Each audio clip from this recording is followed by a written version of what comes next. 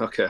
So wait, so the question was, how do I feel about them going into next year? Like, Yeah, because I mean, it's like you guys are like a 6-10, 9-7 team right now.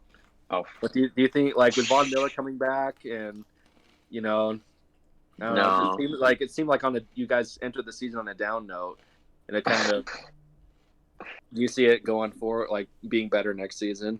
um, so short answer, no, it doesn't feel like that. It feels like we're still in the same like at best 8-8 rut we've been in for like Yeah.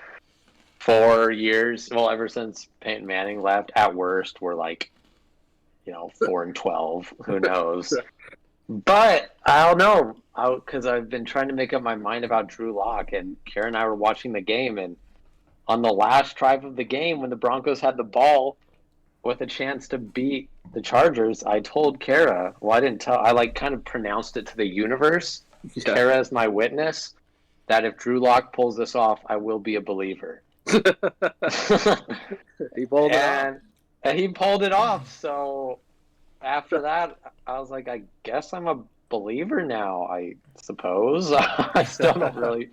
I don't really feel like one though. I don't know. I think more and more it's getting to the point where like you can tell a quarterback who's going to be great in this league. Like there's not many quarterbacks that come into the league and they're like meh. They're not that good. I mean, there's some that come in and you see growing pains, but usually they still show flashes of like greatness. And those are the ones that become great. I can't really think of any that came in and were just kind of nothing special and then became amazing. I can't really think of a single one off the top of my head. And sometimes even those quarterbacks look great Mm-hmm. at times and people think they are, but usually they come crashing back down to earth and after a bit they're like, oh, maybe they're not as good as we all thought. Yeah. I don't know. That's how I feel about Drew Lock at the moment, even though he got the game winning win, which I'm super happy about. It was a great game in the second half. I'd kind of written it off going into halftime because our offense just looks so garbage bad.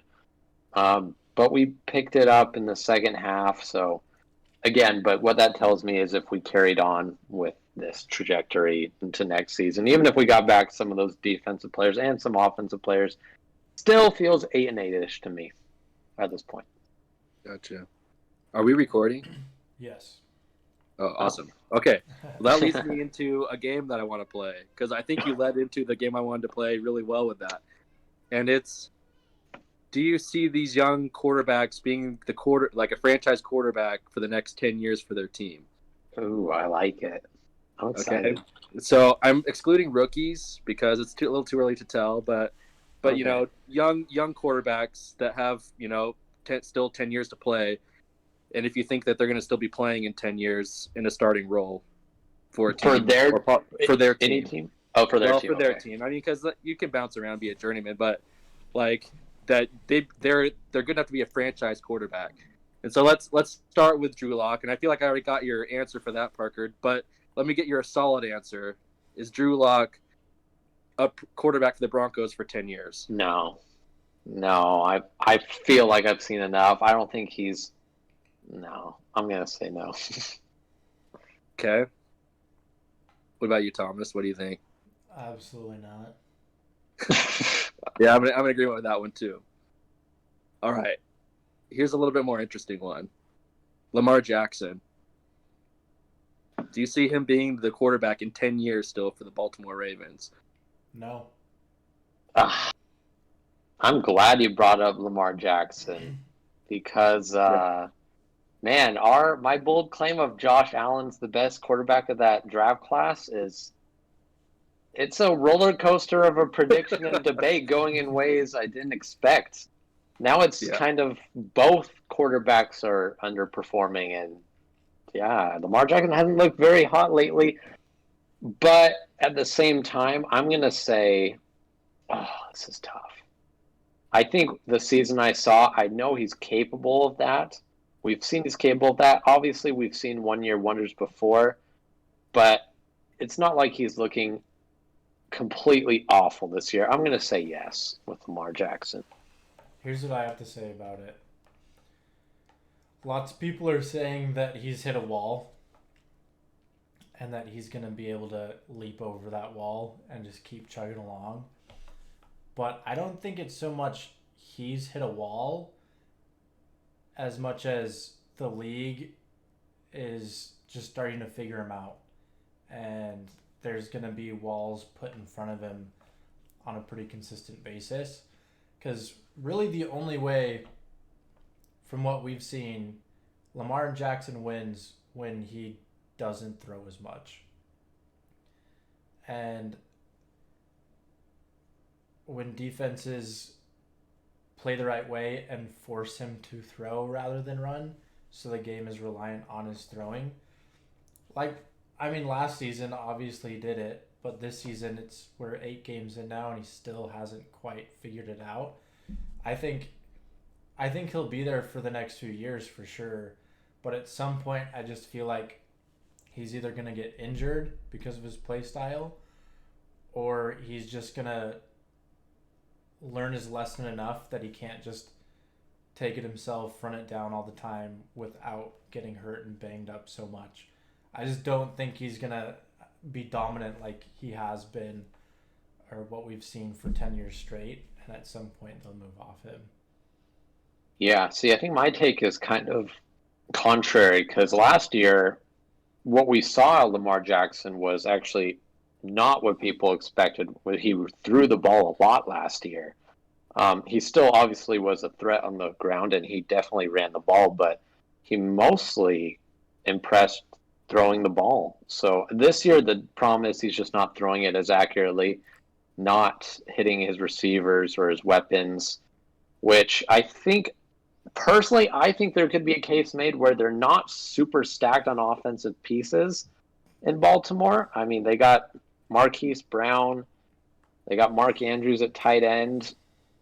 I mean, they're not like, I don't know. I don't really feel like they have a standout wide receiver one there for one thing. But regardless, I think Lamar Jackson can throw the ball well, but through 8 weeks, he hasn't this year. But wait, what's your opinion, Austin? I think that, yes, that he can stay. I think his early career is a lot like Steve Young.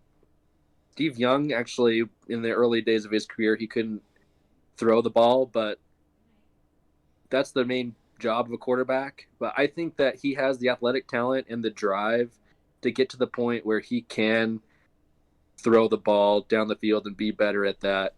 And yeah, if they can get some pieces on the outside, I think Lamar Jackson can overcome his lack of throwing ability. Because it's not that bad. He's definitely not that far off from getting there. He's just a little tweak in getting that adjusted. And if he can do that, then yeah, absolutely he can play for another 10 years. But if he keeps playing the way he is right now and doesn't improve, then no. But I think that he can improve.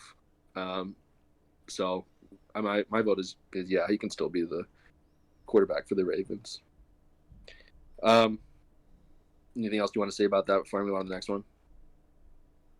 I don't think so. I'm interested, though. I mean, like I said, Josh Allen, Lamar Jackson, in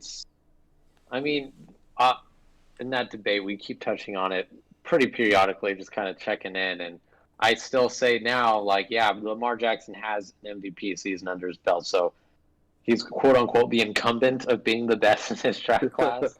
Yeah. But as far as this year, definitely Josh Allen had a hotter start than Lamar Jackson. But the past couple weeks, it's been both of them, like I said, they're not playing as good as we've seen both of them play. So I'm interested to see how it goes further on in the season. Yeah. I think they both struggle against good defenses.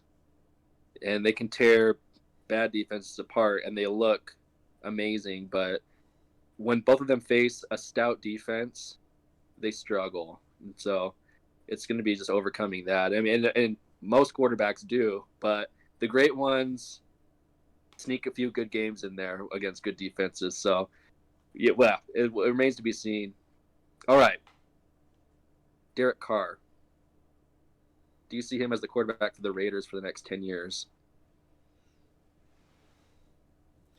I'm going to go with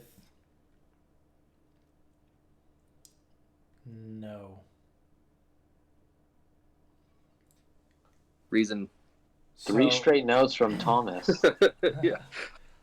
I think he'll be in the league for the next 10 years. And I don't know. I guess I'm just, for me, it's a lot of gray area. Anything can happen in the NFL. But if I'm going to make a prediction and prove a point, it's going to be no. Because Derek Carr's a really good player. And I think he will be in the league for the next 10 years. But I feel like the Raiders, I guess it really depends on if John Gruden is the coach for the Raiders for the next 10 years. That plays a big part in it. But I just think they're a team that if they lose some of their offensive and defensive pieces, they are going to probably play really bad and at some point get a pretty high draft pick.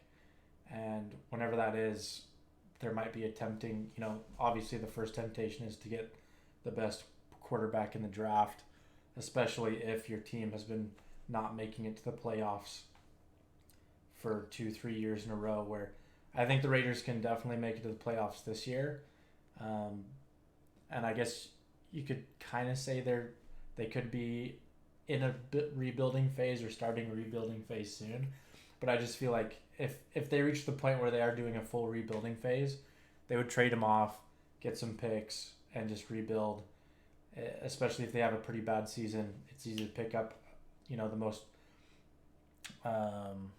bright prospect in the quarterback position and build a team around them. This one's tough for me because unlike the other ones you've said so far, like Derek Carr's been with the Raiders for a while already, at least. I don't know, it's 5, 6, 7 years. He was drafted in 2014. 2014, so yes. 6 years. 6 years. So he's already been there over half a decade. But I am gonna, if another 10 years, I am gonna say no.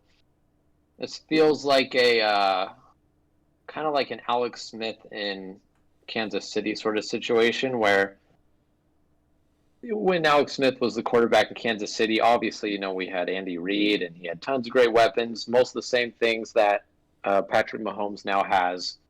And they played decently, but I think at some point, just being decent, which I think the Raiders they're either bad or they're like kind of promising, but they're not exactly like, top of the league sort of team.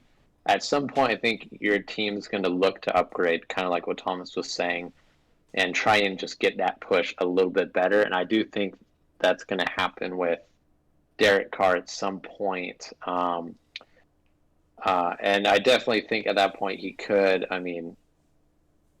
get a job somewhere else because he's a good quarterback. And we've seen him. It's not just like a one-season thing. Several times he's played really well. But he does seem to be kind of up and down throughout his career. So I'm going to say no with Derek Carr, the Raiders. I agree. John Gruden, I think, is only 2 years into his 10-year contract with the Raiders.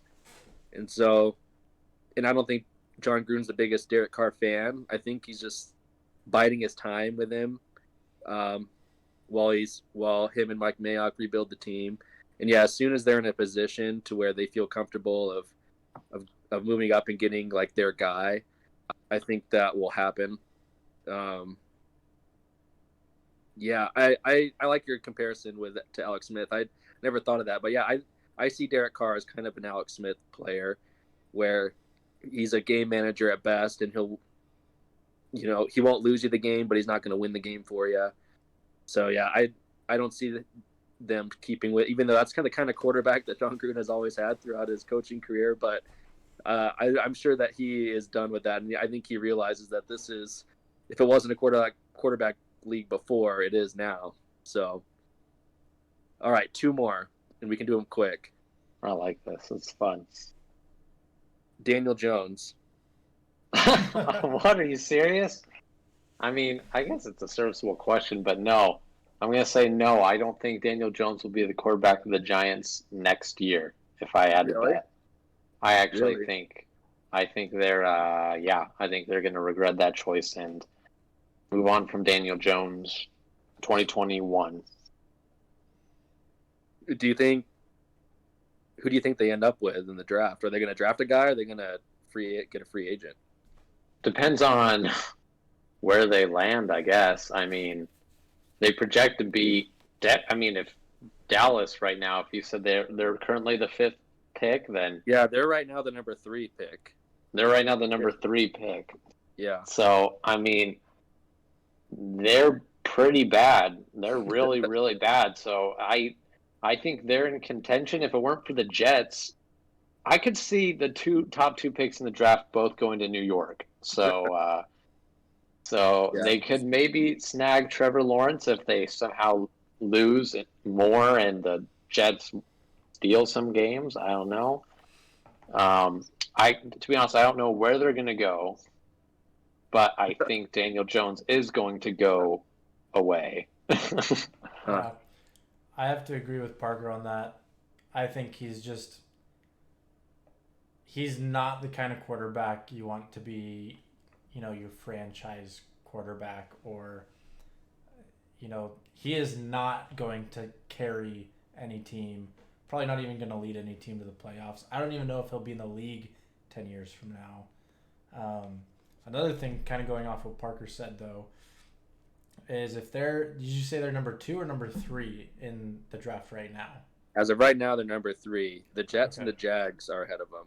That's right. So we do know that the Jets, actually just like within the last couple of days, said that Sam Darnold is their guy and they will not be picking Trevor Lawrence in the draft.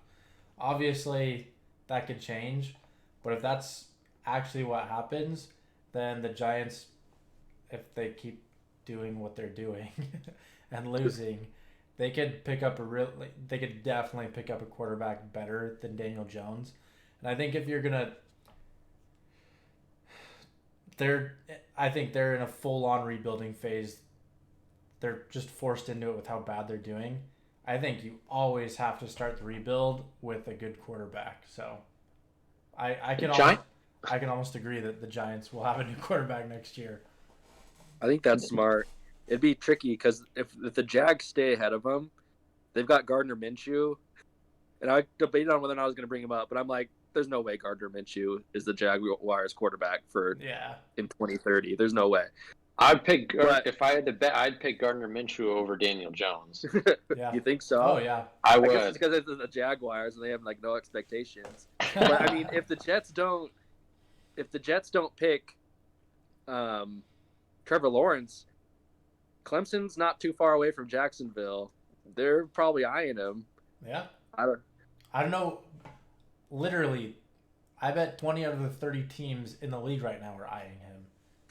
Why would you not? Yeah, well, I mean, if you're too far down, there's no way Trevor. Like, you'd have to trade in, and you'd have to trade a lot of picks to get up to go get Trevor Lawrence because he's a once every 10 years draft pick. So, I if you're in that bubble, I think the Jets are crazy to not pick him up. But see, that's the thing. I've said on record here several times, the Jets' problem is not Sam Darnold. And if the Jets do draft Trevor Lawrence, if I'm the Giants or the Jaguars, first thing I'm doing as soon as I see the pick in is I'm picking up the phone and calling New York, the general manager at the Jets, and saying, what do you want for Sam Darnold? Because Sam Darnold on the Giants would be better. Sam Darnold on the Jaguars would be better. Hey, Sam Darnold on the Broncos would be better, Parker. Depending on how the season goes, I'll be advocating for that if that's the way these things shake out. But yeah, I don't think Daniel Jones is. Daniel Jones is the new Josh Rosen. The Arizona Cardinals pick up Josh Rosen just a couple years before they pick up Kyler, realize this was a terrible mistake, and they just redid it, and they're in a way better position now. I think Giants are looking at the Cardinals right now and saying, we need that kind of transformation. We missed out last time. We need to make a splash. Yeah. Yeah. Yeah, I can see that happening. One thing on Sam Darnold too is I think we've all said it and we're all on the same side of the line that I think he's a good quarterback. And the way I look at it is it's almost like the Jets are doing to Sam Darnold what the Seahawks have been doing to Russell Wilson, where they're like, you're the best player on the team. We just need you to carry us. But obviously Sam Darnold is not going to do it the same way Russell Wilson does. And I think the team around him is worse. So they're just putting so much expectation and weight on one extremely young player's shoulders, where I think if he did go to the Broncos or to so many other teams in the league where it's not just all on him, he's going to do way better. Because what it really comes down to Sam Darnold is he plays well, but he has like one or two big mistakes per game. And sometimes they cost the game. Other times they just kind of change the momentum of the game. But, I mean, even Kyler Murray has one or two mistakes a game, but he has a team around him to kind of get out of those ruts that he sometimes puts him into. So I think Sam Darnold is great. I see why the Jets don't want to just move off him for Trevor Lawrence. But I can also see them trading him to see what they can kind of get. Sam Darnold wasn't going to be your next quarterback, was he? No, because Okay. we all know that he's not. But my last quarterback actually is Deshaun Watson. Do you think he's going to be the quarterback of the Houston Texans for the next 10 years? Absolutely. That's the easiest one for me. No or yes. That's an easier yes for me than Daniel Jones was a no. Yeah. Deshaun Watson is great, and he's the kind of player. That's what I'm talking about. Like, you watch him play. Like, don't look at the box score. Don't look at the fantasy score on any given week. Just watch Deshaun Watson play, and you can tell he's a great player. And I've thought that ever since I saw his first preseason game, and even when I saw him in college win the NCAA championship. But I think Deshaun Watson, he's in a better position now with them getting rid of their coach, which is exactly what I would wish for Sam Darnold. They need to do the same thing, get rid of Adam Gase. Again, we'll say it every week until they do it. I can't believe he's not fired yet. I honestly can't believe Adam Gase isn't fired.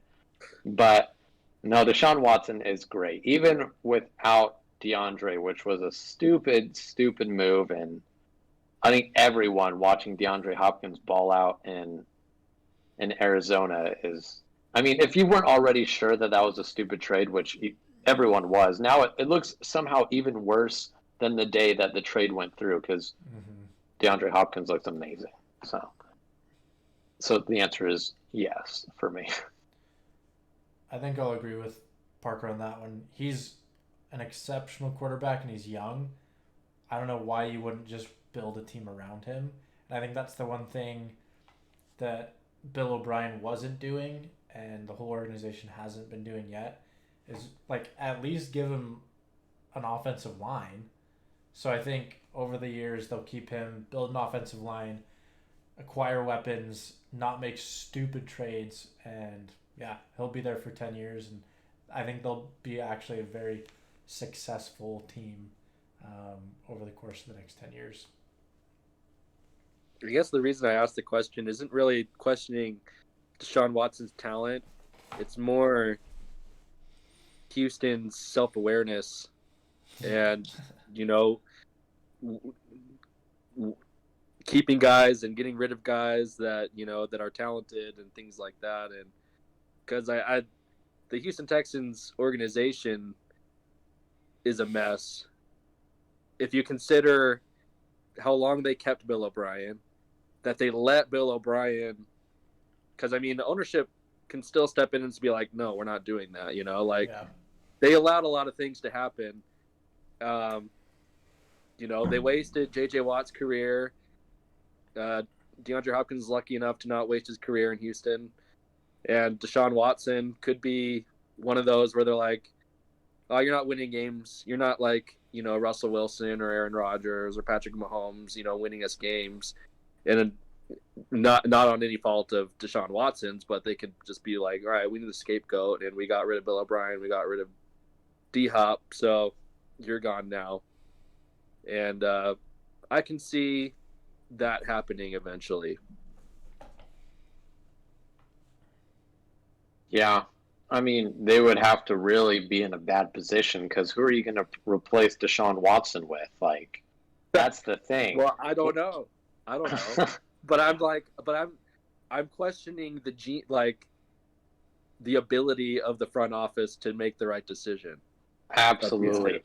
And that's definitely a good thing because any organization that handed Bill O'Brien the reins of not just coaching the team, but being the general manager as well, clearly, I would definitely question their judgment because that doesn't sound like a good idea. And right, if I'm the owner of Houston and I hear Bill O'Brien got on the phone and was dealing DeAndre Hopkins for nothing, I'd be like, I don't know, I'd be texting him, dialing him up, being like, "What are you doing? No, I overruled."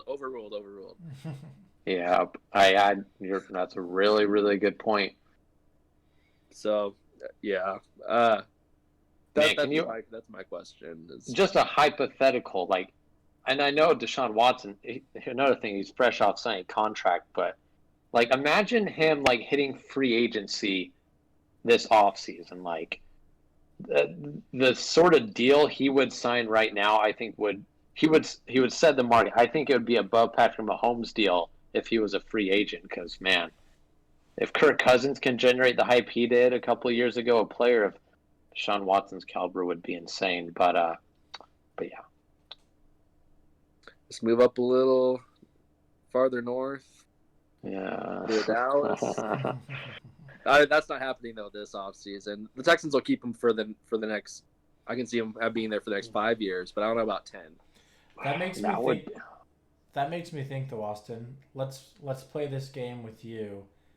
Okay. With a little spin on it. Okay. Do you think Dallas is going to have a new quarterback next year or in 2 years or 3 years? Or do you think Dak Prescott is like a 5-10 year quarterback in Dallas at this point? Oh, that's a good question. I think that Dak gets signed. And he's there for a while. Okay. I can see him there for at least another 3 years. Is that what I want necessarily? I'm not 100% sure. I'm on the fence because I've been a Dak skeptic since his rookie year. And seeing the team fall apart, but I don't see that being on Dak. And so I think what Dak's asking price is a little too much, but I can see Jerry Jones bending to it, and well, not just bending, breaking and giving him the money. But if I'm Dallas, I would try and get either Trevor Lawrence or Justin Fields in this draft, and completely rebuild. Yep. I was just gonna say, I don't think it'll happen because Jerry Jones builds relationships with players too much, pays them too much. He's too, I don't know, socially obligated to his team to do that. But I think at this point, this season's going nowhere. You've had Dak Prescott for 3 years now? It's his 5th year. Well, 16, 17. Yeah, this would have been his 5th year. You've had him for 5 years. You've made it to the playoffs a couple times. But the Cowboys haven't won the NFC Championship in since 1995. So you got nothing to lose. I say sell everything. Because when's the last time the Cowboys actually had like a top tier elite quarterback too?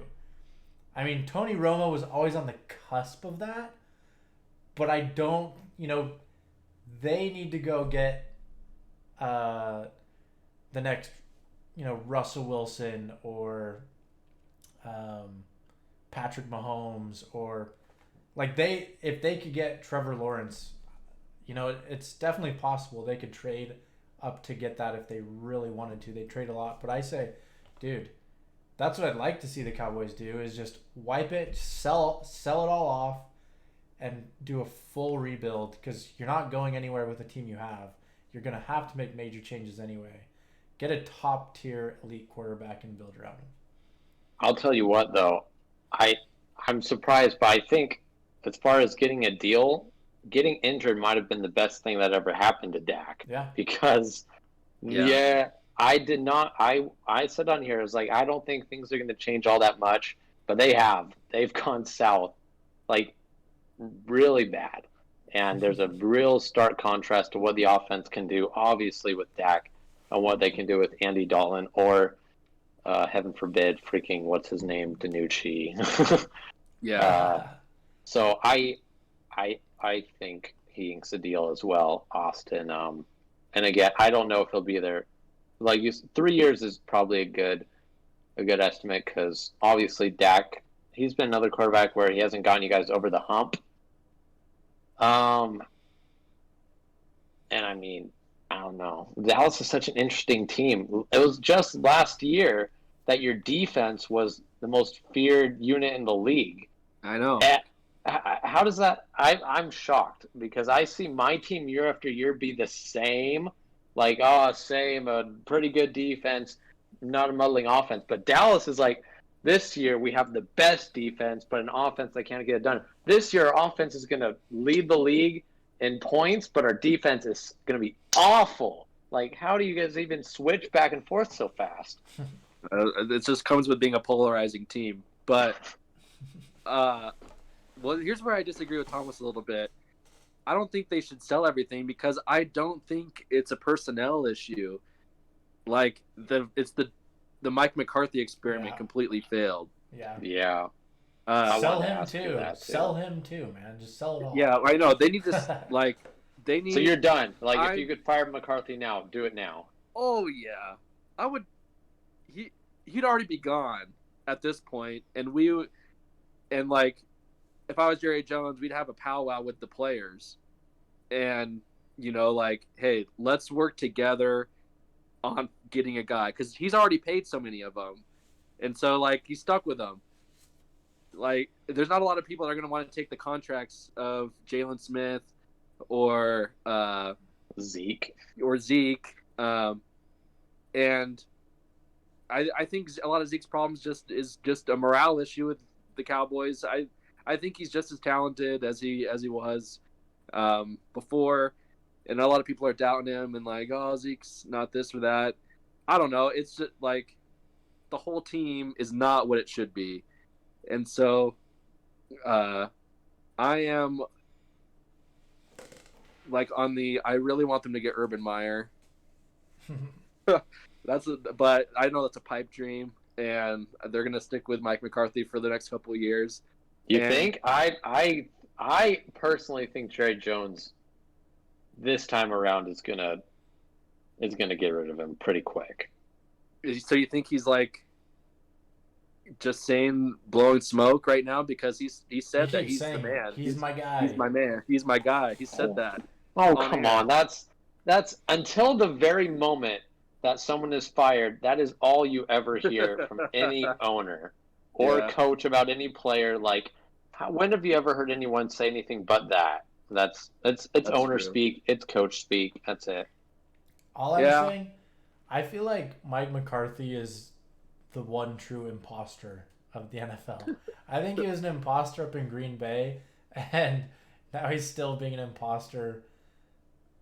Well, no, he's not an imposter anymore. He's been caught. That's the thing. I feel like he was already caught once. Yeah, I know. I don't understand the hire. It was it wasn't received super well with the fans from the beginning. Like, wow, that was the best you could do, Jerry Jones. You have all that money. There's no salary cap for coaches. Go get somebody, especially now with COVID. A lot of college coaches, it's kind of a pain in the butt because you never know when you're going to play, and you never know if you're going to play because it's a completely different thing in college, and I'm sure there's a lot of guys that are getting tired of it. Well, And here's an Urban Meyer would be so awesome, and even if they got Lincoln Riley, which I don't think that's going to happen, but go get a guy that has won something, and that's why I want Urban Meyer because he's won multiple national championships at the college level and has a championship mentality. He's done it, and I think he's a really good recruiter, which means he's a really good communicator and can really get along with the players. Whereas Mike McCarthy is just this old fat guy that it's like Aaron Rodgers doesn't respect you. Why should we? Aaron Rodgers is one of the best in the league, and he doesn't respect you. So why should we? And that's just how it's going right now. I think here's the problem though is I think Jerry Jones has the money and would be willing to pay the money for those people, like Urban Meyer, but I don't think this is why he signed Mike McCarthy, because no one wants to work for Jerry Jones. No one wants to work for a guy that's gonna step on their toes. Like, hey, I'm gonna pay you a bunch of money, but I'm not gonna let you do like half your job. You know what I mean? Yeah, I think that's the issue. They could get those people, and the Cowboys franchise itself has the reputation. Everybody wants to go there. But when it comes to still coaching, a lot of players' favorite team. Yeah, when it comes to coaching, though, I don't think too many coaches just want him to. No, you're totally right. You're totally right. Yeah. It is Jerry Jones stepping on the toes, and that's why I'm just like I feel like I'm falling quicker and quicker into quicksand because I just see no way out of this. Like, this is Dallas's darkest hour. I've never been more hopeless for my Dallas Cowboys than at this moment. Because at least, are you telling me you miss Coach Clapp? I do. Oh, he was at least better. But here's the thing: I do think it was the right decision at that point to get rid of Jason Garrett. But just because you get rid of a guy doesn't mean the next guy's automatically going to be better. Mm-hmm. Jason Garrett is better than Mike McCarthy, and he's actually doing as the Giants are struggling, but he's actually not being a bad offensive coordinator over there in New York. But yeah, I do miss that, and I mean, at least in 2015 when Romo went down and they were sucking it up and went 4-12, I had hoped that Romo was coming back and everything else would be the same and things were going to go well, and things did. They went 13-3 the next year, even with Dak Prescott. But I'm not optimistic about coming to the next year and Dak Prescott being able to bail out the defense. If Mike Nolan's still there and Mike McCarthy's still there, I'm like, it doesn't matter if Dak comes back. They're still going to suck. Even if, Dak has developed really well. I'll admit that I didn't think he would. But the advantage right now Dak has over getting a rookie quarterback is he has NFL experience, and he has gotten a lot better at being an NFL quarterback. And I think if you get a rookie quarterback and you rebuild around it, it is really like starting over, and it sets you back a few years. Whereas with Dak, you can get right back on the right track if we can get the coaching right. And so Dak has a lot of leverage. So much leverage right now. He does. He does have a lot of leverage, and I think he's going to sign a fat deal. But kind of moving off of the Cowboys, I'm just kind of looking at last week's game, seeing I think the game that stands out to me that we need to touch on real quick, Bengals beating the Titans. Yes. That's a big win. That's a big win right there. Yeah. What did you guys think of it? Well, I don't think it was a Titans blunder. I think the Bengals just played really well, and Joe Burrow's legit. And He is. It yeah, looks like it. I'm excited. I knew he'd be good. I didn't know he'd be this good. And now all the Bengals have to do is surround him with talent. And so, like, when you know you have the guy, that makes things so much easier because you don't have to worry about, should I be drafting this year's quarterback? Should I be doing this? Should I be doing that?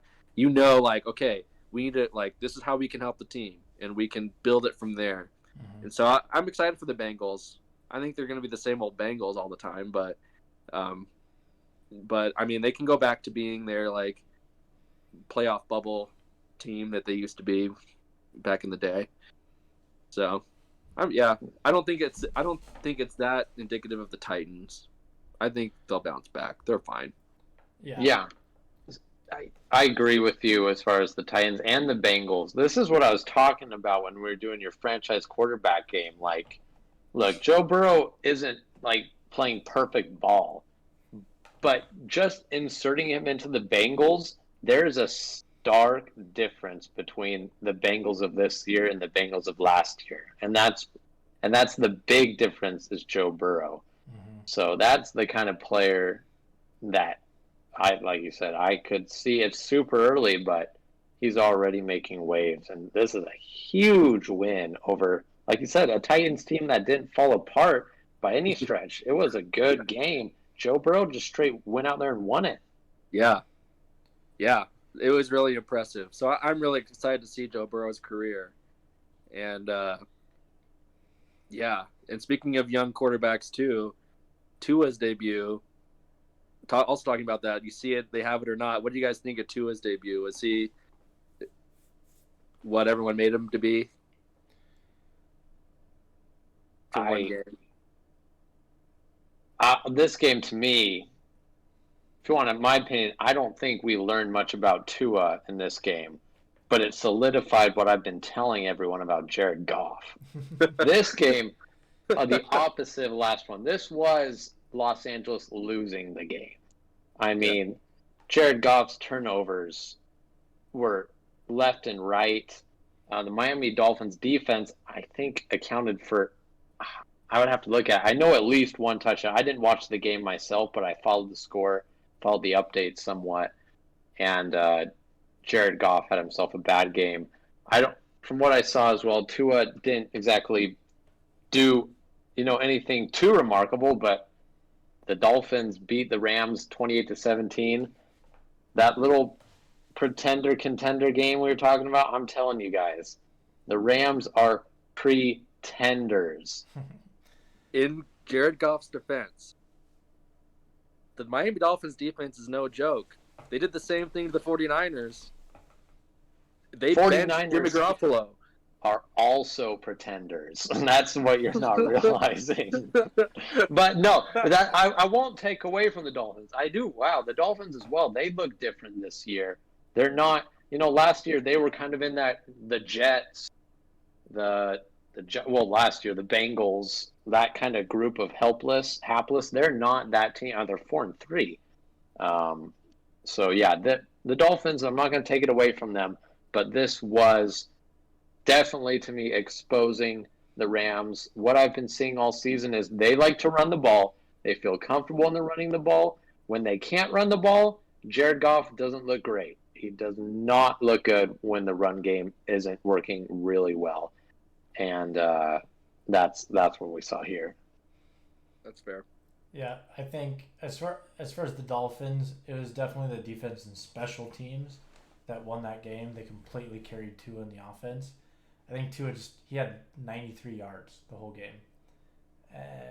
That's all he needed. He didn't play well, but I also don't think you can off that one game be like, nope, he doesn't have it. They should trade him. They should pick something up next year. I mean he's a rookie. He's a rookie in the 2020 pandemic, no preseason, so many factors working against him. But at the same time, who knows? Maybe he doesn't get better. Maybe Maybe he doesn't have what it takes, but I still kind of assume he does. And then on the Rams, I'll agree with Parker. This is definitely one of Jared Goff's worst games of his career. He literally dropped the ball. And yeah, I think Miami went in with a better game plan, and they were just the better team, even though their offense really struggled too. How about the Steelers remaining undefeated, beating the Ravens this week in a close game as well? They're solid, and yeah, the Ravens on like if you just looked at the box score, it's like how did they lose? But that and that's what made the Lamar Jackson question so interesting because he didn't throw the ball well in that game. Yeah, I mean, there's not much to say. The Steelers are legit. It's more of a question: how legit actually are the Ravens? And I don't know. Do you think Lamar Jackson will be one and done in the playoffs again this year? Do you think he can win a playoff game this year? I think he could easily be one and done in the playoffs. And I think this week is a really good example of it. The Ravens played an actually good team. And Lamar Jackson just struggled. And Mike Tomlin, I can't remember if it was before or after the game. I think it was before. Mike Tomlin just said, I have figured out Lamar Jackson. Like, I got him figured out. And that's my big argument with Lamar Jackson is when people start to figure him out, I'm not saying he's going to be a terrible quarterback, but he's not going to be as dominant as everyone's been thinking for the last couple of years.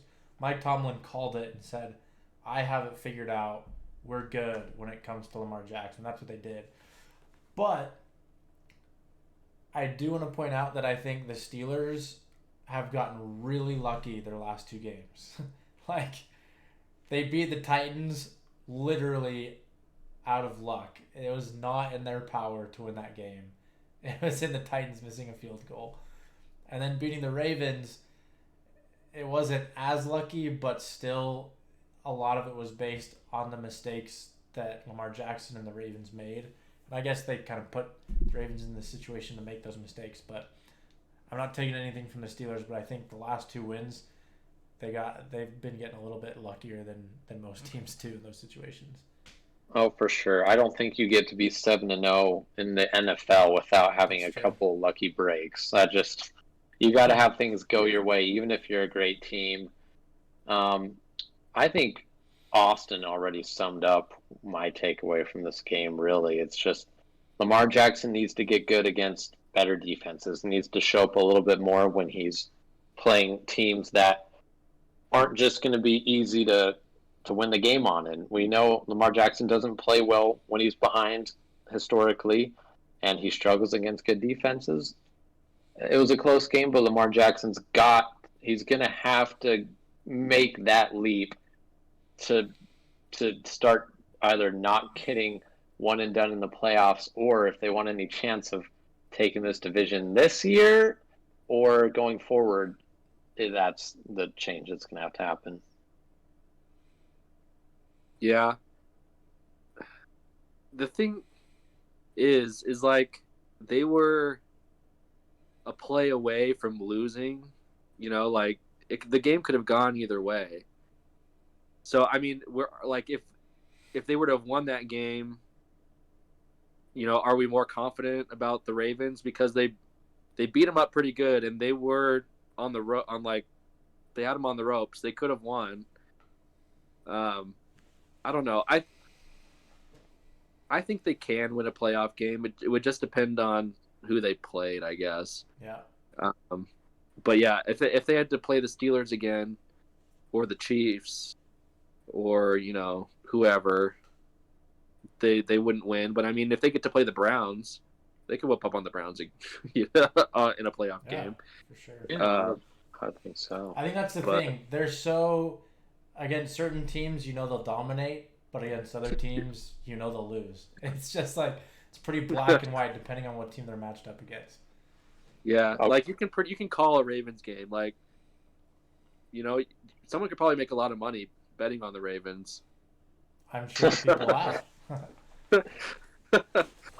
All right, another game I want to look at. How about the Packers losing to Dalvin Cook? Ooh. That was a close game, but Dalvin was able to beat the Packers. Single-handedly. Oh my gosh. Oh, okay. We got to tell for all those listening. Again, we don't always talk about fantasy, but when we have Austin who has Dalvin Cook on his fantasy roster and scores, I don't think I've ever seen that many points. That's Yeah, the most thing I've a ever seen. ridiculous amount of points. It's definitely a record in our league. How many was it again? And- How many was it? He had 46 Yeah. point something. It was nuts. And with my fantasy luck, it felt right after Aaron Jones destroying me twice in the past 2 years, ripping me a new one. It felt good to finally have a running back that single-handedly wins me the game. So, but Nice. I am now a Dalvin Cook believer. I didn't believe in him before. I was like, Dalvin Cook can't be that good. It's no Adrian Peterson. But he's Dalvin probably the Cook. most underrated running back in the league, man. And I'm so glad I was like, all right, I'm just going to draft him. Why not? And that was the best decision I've ever made. Dalvin Cook is an absolute unit. He's a force, man, and I agree. He's incredible, and maybe one of the most underrated players in the league because he doesn't get the Ezekiel Elliott or Alvin Kamara or even Derrick Henry attention, really. He doesn't, and he was great last year, and he just gets injured, and so it's like, oh, he's not in the top 5 of these stats at the end of the season. But you just watch him play.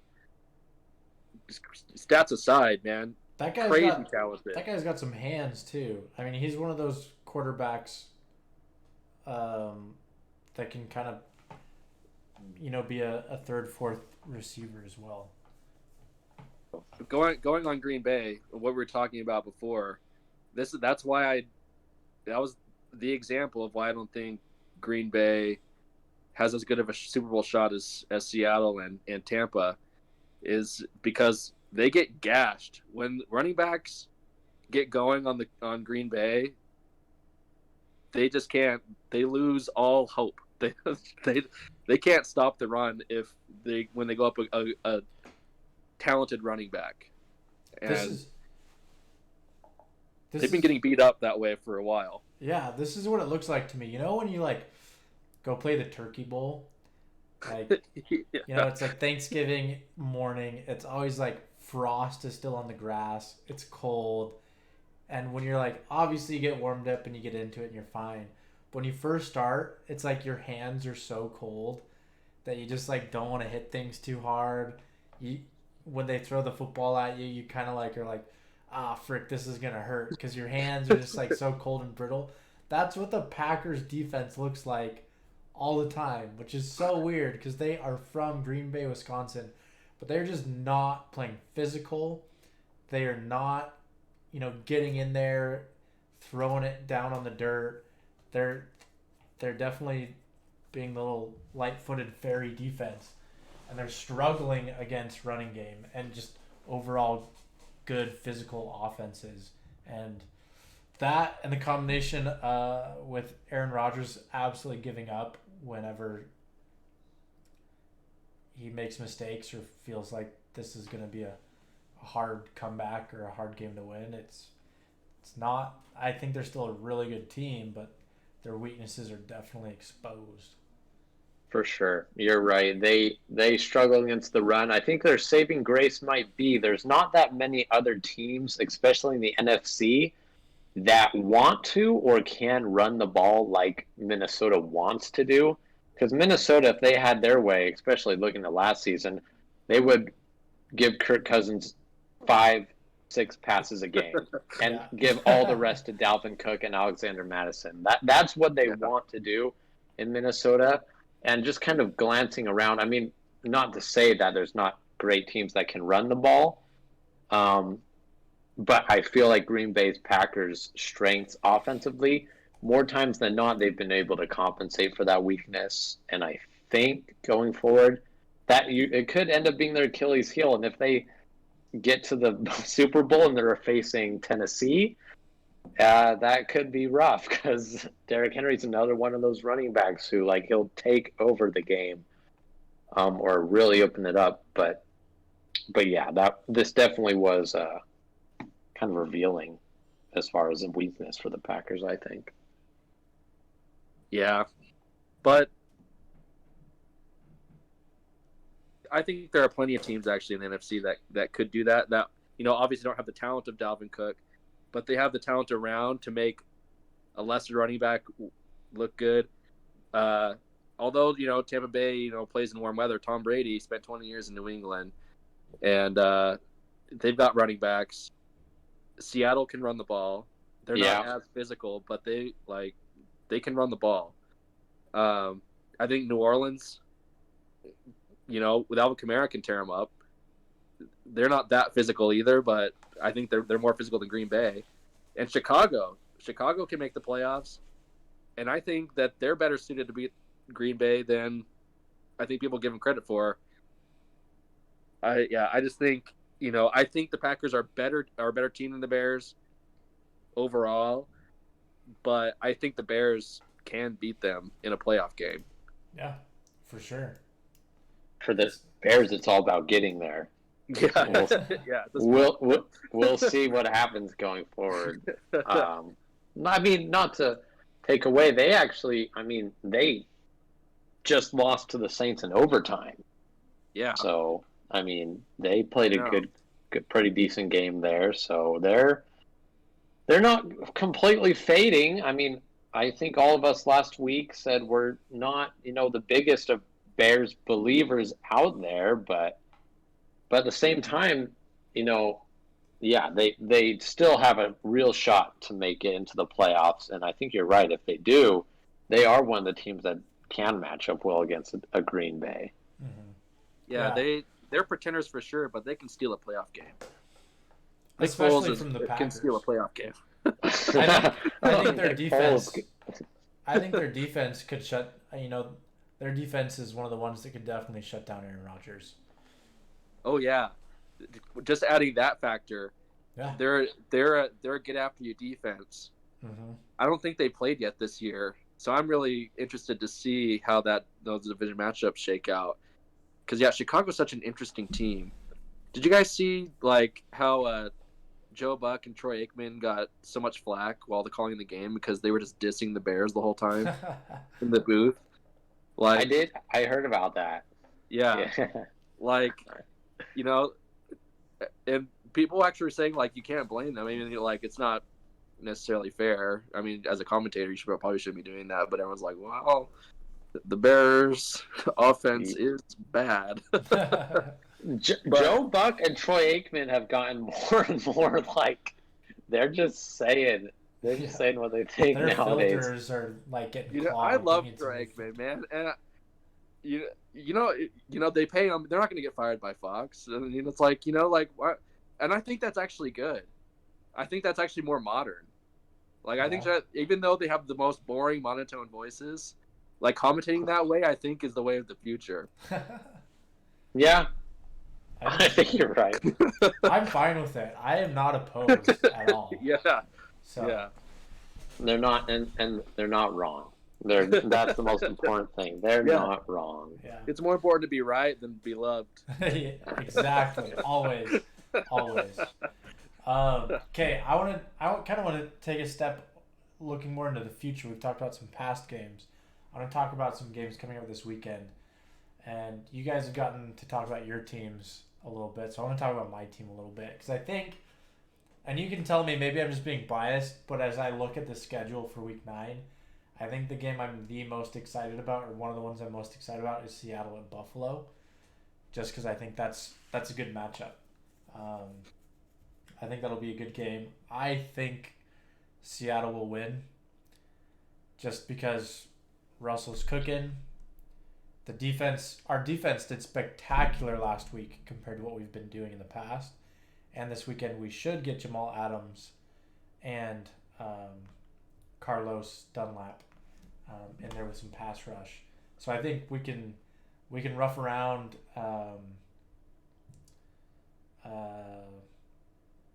Josh Allen and win us a game.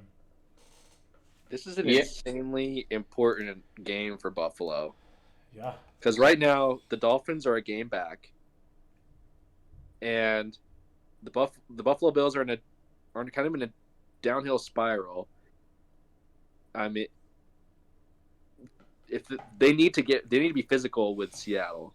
They need to get after Russell Wilson, and Josh Allen needs to take advantage of the poor defense that Seattle has. They give up a lot of yards, and he needs to get back to that MVP caliber game. This is the game to prove that the Bills aren't going to bills it up in the playoffs. They need to beat the Seattle team because the Dolphins play Arizona this week. I'm looking at it right now. And right now, the Dolphins have been roughing up the NFC West.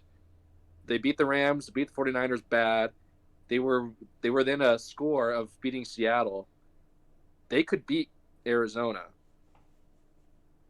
And They then could. I don't think they will, but they could. They could. But that's the thing, right? Buffalo plays first. If you need to keep the lead in the division, because the Dolphins could win. And you're getting into a power struggle because the Dolphins have a defense that could rough up Josh Allen. So, in a head-to-head, the Dolphins are actually in a good position to steal the division from Buffalo. And if they want to keep that from happening, this is a must-win for Buffalo. Yeah. Go ahead. I'm gonna say I actually like Buffalo to win this game, but I think this game's gonna be, and I'm really just kind of going on my gut feeling. I think this is that game where it looks juicy, but I think it's gonna be kind of a lower scoring game. Actually, is what I think will end up happening, and I think it could go either way. But I could see Buffalo squeaking this one out and maybe a 30-point total from both teams. We'll see. I mean, I feel like typically what we've seen from Russell Wilson, not saying it's going to happen this year again, but it's high flying, and then that game that kind of comes down. Are you saying Russell Wilson's been consistently great all season long throughout his career? Historically, I think he gets better as the season goes on. That's been the case historically, but I think we've got an inverse situation going on this year. Now, don't freak out. I'm not saying Russell Wilson's going to all of a sudden suck the second half of the year. I'm not saying that. But I think almost every quarterback has that game where they just come into it and they don't look like or play like themselves. I think that was against Arizona. He already had that game. I was going to say that too. I think Arizona was that game. Russell Wilson still played great against Arizona. I mean, he had three interceptions. Three interceptions, but he was still moving the ball down the field. What I'm talking about isn't costly mistakes, but more of an inability to get the offense going at all is what I predict happening in this game a little bit. Here's what I think. I definitely think the Bills could win, but the only way they do is if they are all having the best game they've had in weeks. Especially Josh Allen. They could totally win. They're a good team, but like Austin said, they're kind of in this spiral. So it's this is a pivotal game. If they can turn it around, everyone does exactly what they should be doing and plays a great game, they can beat Seattle. If they don't, I think it just makes the AFC East way more interesting. Whether Miami wins their game or not, we thought we had this division figured out. Week 4, we knew it was going to happen. Where now it's kind of shifting where, we're kind of getting back into the anything could happen zone. I don't know. I think Buffalo needs to move the ball.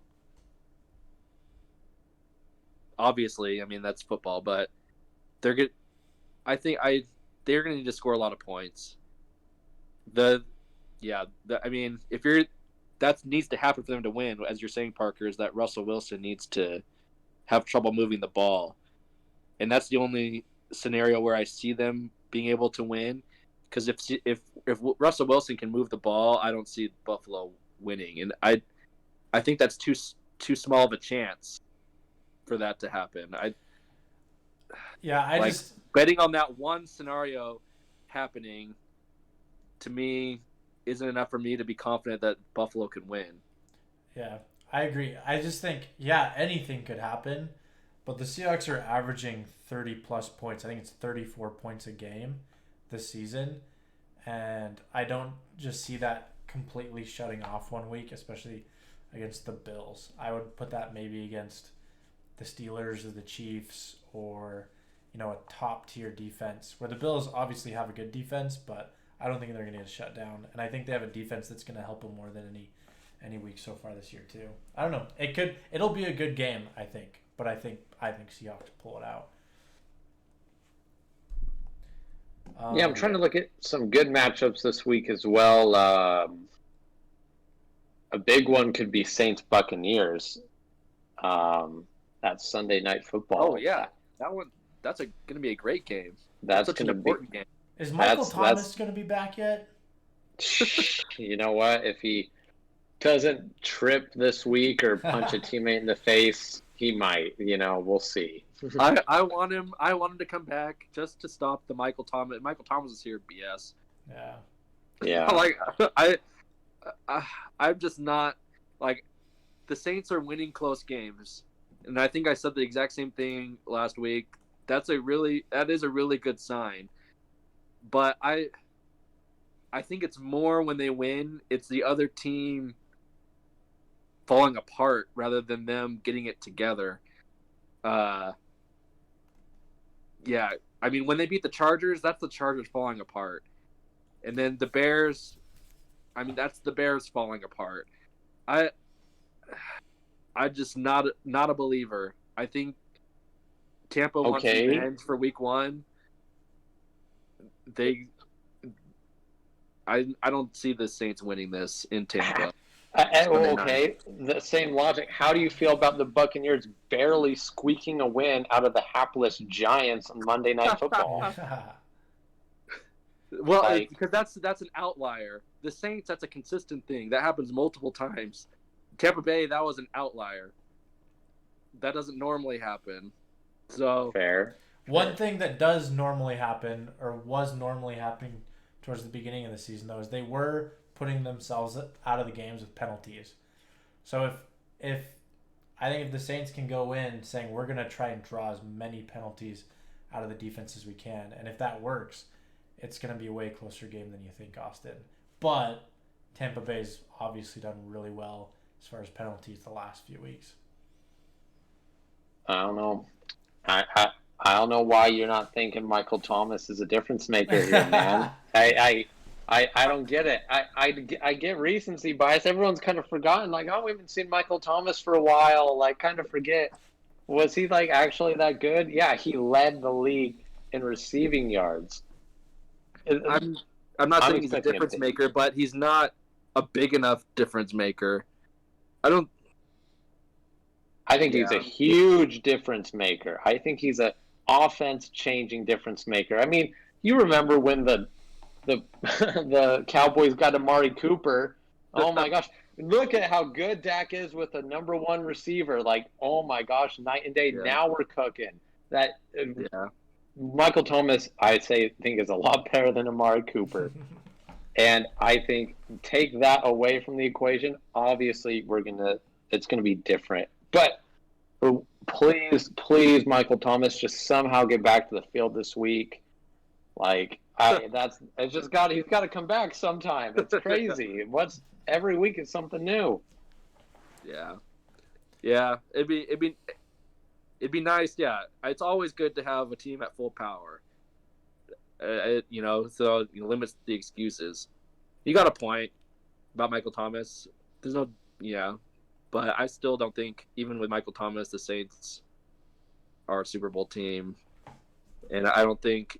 I mean, it's just like it's kind of moot now with Tampa Bay adding Antonio Brown. If Antonio Brown is old Antonio Brown and hasn't lost a step, then it's like tit for tat at that point, right?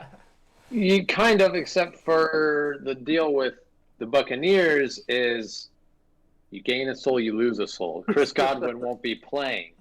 So Chris Godwin is also another great receiver, and I feel like Antonio Brown will see what AB we get, what AB they're trying to put into this game.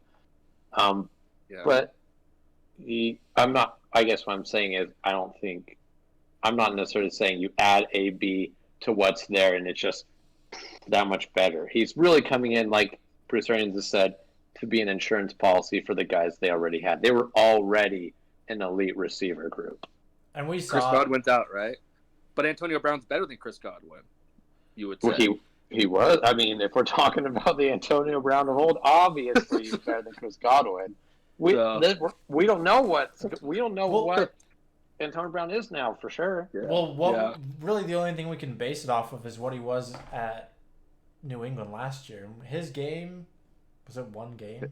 His one game. It He wasn't played one that game and he scored a impressive. touchdown. Oh, it wasn't bad. He scored a touchdown. He scored a touchdown, but it's Antonio Brown. Do you remember the expectations people had for that game? They're like, oh, Antonio Brown, Tom Brady, they're going to break records.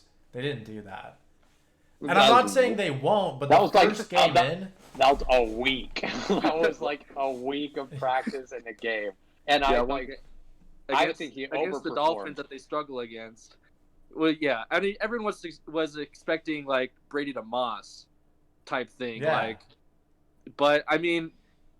Like I say, Antonio Brown is not Randy Moss. I don't care what people say. Randy Moss is like 10 times better. So I don't know why people are completely different kind of receivers. I mean, Yeah.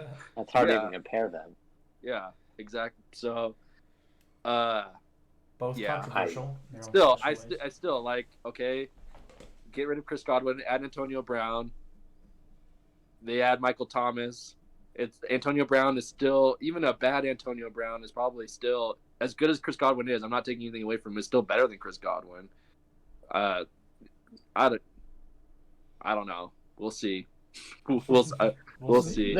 This is good. Yeah, there's a lot of things to be learned from this game, really. I mean, not only for this division, but for these players and kind of, I mean, I think this season is kind of a legacy-defining season in the NFC South for a lot of people. I mean, obviously, where everyone's watching Tom Brady, seeing how he's doing on another team, Antonio Brown adding that in is definitely only fueling that fire. It's kind of the same thing. Can AB not only overcome his demons, but is he really the receiver we remember in a new system without Ben Roethlisberger? So I'm excited to see lots of these things answered to be answered. I will be watching that game. All right, who do you got? So I think, Austin, you call the Buccaneers winning this game then. I do. I like Brady in primetime better than Breeze. Yeah. And and I like Tampa's defense better than Saints defense. And I think just those two things alone is enough for me to pick Tampa Bay. I don't think it'll be a blowout. I think it'll be a close game. But yeah, I got Tampa Bay at home. Yeah, I'm gonna also go Tampa Bay at home. I also think it's gonna be a good game. It's gonna be a tough divisional matchup. I think each defense is gonna be going at the other team really hard. But I feel like the Buccaneers are gonna squeak this one out as well. Well, I was going to say Tampa Bay, but now that you guys both said it, I'm going for New Orleans because All right. I think Michael Thomas is going to be a game changer. Let's not sleep on Alvin Kamara and what he has been doing. And then they've got Taysom Hill. They can throw in a couple trick plays, turn the game around. I think they could totally win. I actually think Tampa Bay is going to win. But if I had to advocate for the Saints, that's what I would say. Well, who do you think is going to win and who do you think can win is they both can win. I think it's going to be a close game. I think this is going to be one of the Bucs' harder games of the year. But another thing I like about Tampa Bay this week is they were, even though they won, they were kind of embarrassed against the Giants. Yeah. And that close, and it was on like the refs didn't call a pass interference call that gave him on a 2-point conversion that gave him the game. Like there was like, man, we don't want to look like that again. They're focused this week. Yeah. They're focused, and Brady's like, okay, there's this guy, Drew Brees, who's up there with the records with me. Like I need to beat him. And a determined Brady, I like. I think there's a lot of things in Tampa Bay's favor that they'll have more of the grit to squeak out a close game against New Orleans. Yeah. One thing I've learned this season, probably because I've been watching Tom Brady a lot more closely now that he's at the Bucs, for him being so old, he's actually quite immature and throws a lot of temper tantrums. Did you guys see him banging his helmet against his friggin' seat on Sunday? That guy is like a 6-year-old boy that didn't get to watch his favorite cartoon Saturday morning. I think that's kind of what makes him great, though, to some degree. Well, yeah, because usually it's because he's mad at himself. Mad at himself? Well, that's the thing. I don't know if anyone hates losing more than Tom Brady in this league, and I think that's why he wins more than everyone else, because he won't take it from himself. He gets really upset, and he won't take it from teammates, which we've seen this season as well, that against his offensive line. So that's what comes with it. Okay, I just want to point something out that I think is pretty funny. So on ESPN, I'm just looking at the schedule for this week, and it gives you ticket prices next to all the games. Uh-huh. And they're all like tickets as low as blank. And most of them it's like New Orleans, Tampa Bay, tickets as low as $196. Pittsburgh, Dallas is $159. Miami, Arizona is $330. We've got Chicago, Tennessee, $120. Carolina, Kansas City, $152. And then Houston, Jacksonville.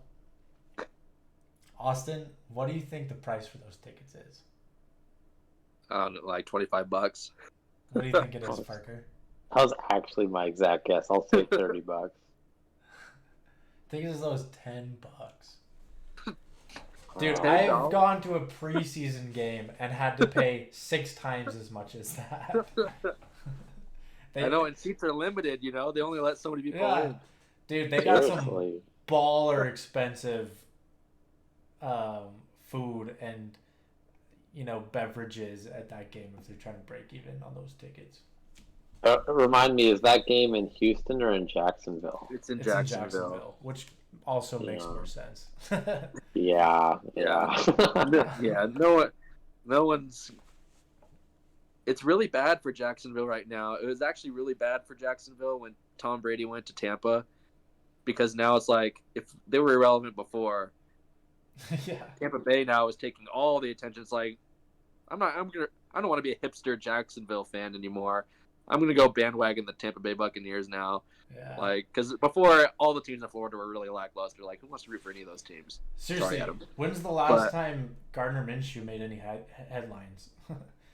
When it was beard versus mustache against the Dolphins, and he lost. Yeah. Okay. Yeah. We only got a little bit of time left, but I want to end with an activity, if it's cool with you guys. So much room for activities. Okay. There's coloring so much book. room for activities in our podcast. Okay, this is gonna be an activity for Parker, and Austin and I will assess. What? Okay. Now I'm nervous. All right. It's an interesting game. Okay. It's not a game. It's the whole thing. It's not a game. It's an activity. Okay. Grades. Which quarterback am I? Yeah. Daniel Jones. Yeah. Wow, this is going good. Okay, so you just became the Bill O'Brien of... What? I became an idiot? Yes. Well, you already know. What I was going to say is you just became the GM/head coach of the New York Jets. Or no, sorry. Hmm. That's not the team I want to do. It was the Atlanta Falcons. You just Oh. became GM, head coach of the Atlanta Falcons. You're guaranteed to be in this dual Bill O'Brien, I do everything role for the next 5 years. What's your game plan? What are you gonna do? Oh, man, you just put me in charge of the team that I think we've discussed. Their problems are the hardest to diagnose. That's tough. That's really tough because they have the personnel. I mean, if I'm in charge of the Falcons right now, I'm looking at my receivers, great receivers. I'm looking at my quarterback. Matt Ryan's been good. I don't think I'm trying to move off of him right away. And Todd Gurley's looking good. I mean, obviously, if I'm in charge of the Falcons, you said I'm Bill O'Brien, so that means I'm the head coach. But what I would be doing is trying to find a head coach and try and find Okay. a really. All right, we can say you're the GM since they kind of Okay. don't have a head coach right now. You can just be the Yeah. GM because you're gonna make all the calls. Good. I can do one job like you're supposed to do. Great. I like that. Yeah, I don't know. I'm looking for a coach to make a splash. I really liked the names Austin was throwing out there. You got to find coaches in the NFL world who are winners. Who are winners or innovative. The time of the old-fashioned, safe Mike McCarthy coach pickup, I think it's not working anymore. The league is too tough to win this league. You can't just go the tried true way. So that's the biggest thing that the Falcons need really is a solid head coach with a pedigree of winning. And then I don't know what if you guys are in my position, what are you thinking of Matt Ryan? Are you like looking at this guy like this is my quarterback going forward, or are you getting ready to move on?